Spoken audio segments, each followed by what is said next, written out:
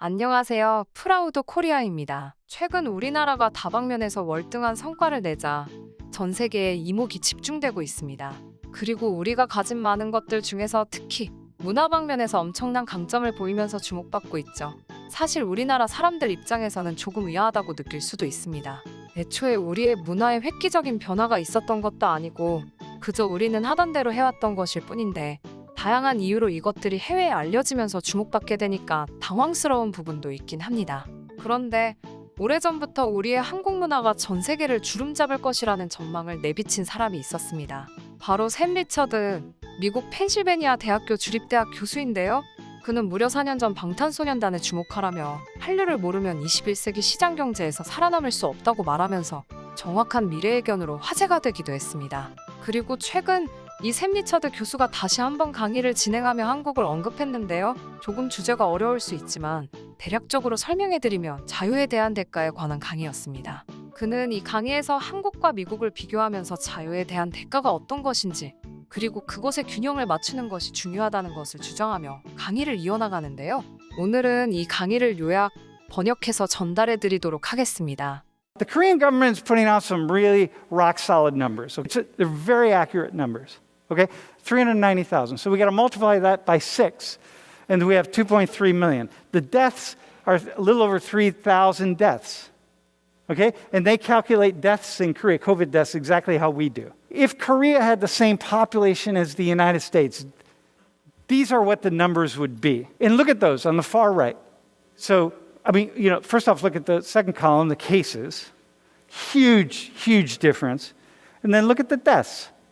Okay? Now, I'm not saying this is good or bad. For me, I'm not even going to throw an opinion out here. It doesn't matter. So, can you say something about these numbers in light of freedom, individual liberty, and government power?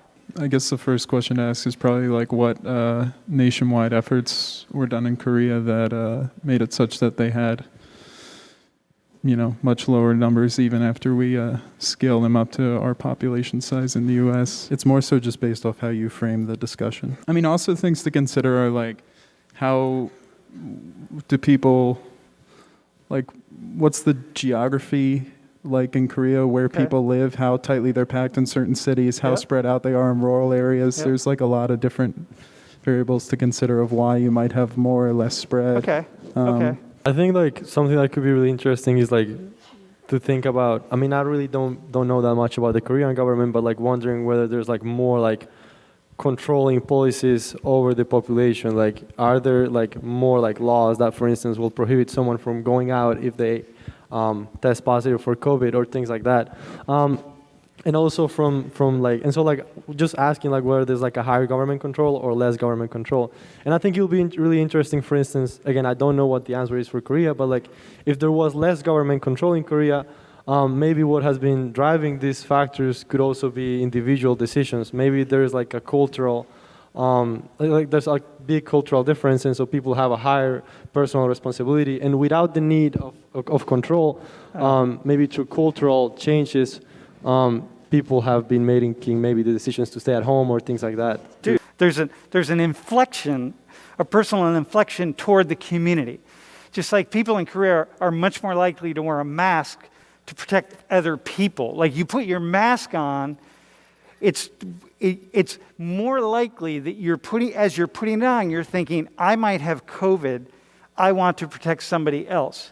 In the West, as you put a mask on, you're more likely to say, hey, somebody else might have COVID, I don't want to get it from them, I want to protect myself. So there may be something going on whereby there doesn't need to be a lot of government control because people are going to automatically act in concert with one another in a way that's beneficial toward the larger group. At the very least here, there were mixed messages. On one day, it's like, hey, wear masks. The next day, don't wear masks. It's back and forth, so everyone's confused. So here, without a strong, there you got a strong government. There you've got a belief in science. Korean people are highly educated in the world of science. So you, as a physics math major, bro, you would appreciate that, right? You would fit in well. Believe the scientific the leaders of society, of Korean society, root more of their ideas and their policies and so on in science.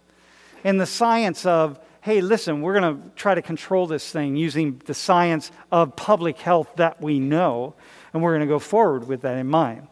So maybe that's stronger government, right? It's like saying, hey, we're going to build our government around here, and we're not going to give you over there, these folks on this side. You're more likely to listen to us. Here, from like the moment you come out of the womb, it's almost like we're injected with something that says, don't trust your government, don't believe your leaders. It's like, that has consequences, because there are certain moments when you need to trust your leaders. Do these numbers to the two of you seem really, really seriously skewed in two different directions? 18,000 and 753,000. Like when you look at those, like what's your gut? I do think that, I don't know. I just think that's really large. Like that's a lot. Like to have it there, like, and that it can just be the responsibility of the government and the policies that they're taking, or the responsibility of the individuals. This is part of the origin of the United States. Freedom has a cost. Okay, for Korea to control guns in the way that they do via a strong state, that has a cost. Because Koreans can't own the guns that they want to own, and there are other ways in which their lives are controlled. But that has a cost. But look, in Korea you got 246 deaths if they're the size of the US, okay, by guns. You don't need to protect yourself. Like, what are you protecting yourself from? Nobody has guns. Like, what's the point? It's like, so at most what you're saying is to the people in Korea who want to own guns, who first off don't even really want to own guns, because most people in Korea, just like most people in Colombia, people who aren't from a gun culture are like, why would I need a gun anyway? So like, all right, why do I need a gun? So they're already protected. There's only 246 people died a violent death if it's the size of the United States. So like, in a way, that argument is moot, because if you lived in that world, it's like, okay, well, I don't need a gun then. Let me move on with life, right? And then you say, yeah, but people want to hunt, and people want, okay, well, all right, now let's work on that. But the point being, I'm not making an argument against guns, right? Understand this. That's not it. I'm going like, this is freedom. Is the price of that individual liberty and the ability for any one of you, even in here, right now, even though you're not allowed to be in a place like Penn State, even in here, you still could be packing, and nobody would know. Is the price of that worth it? Is the question, or is it worth having a stronger state who says, no, you know what? We're going to own the guns. We're going to have them, and you're not going to have them. And you could be like, I'm not sure that's worth it. And these are different cultures, different worlds, different ways of seeing the world. But the issue is, we got to find this balance.